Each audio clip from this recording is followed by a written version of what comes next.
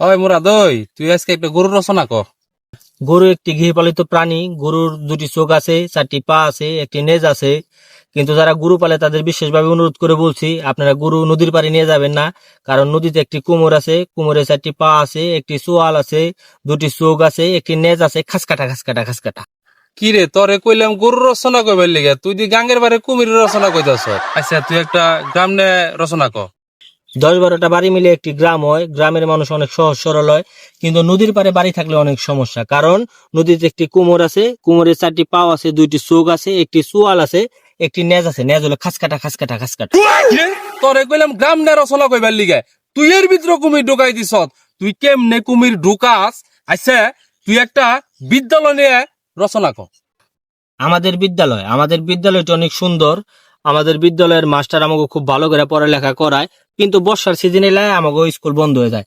কারণ বর্ষার পানিতে কুমোর আছে, কুমোরের দুটি চোখ আছে, বড় একটি চোয়াল আছে, চারটি পাও আছে, বড় একটি লেজ আছে, খাসকাটা খাসকাটা খাসকাটা।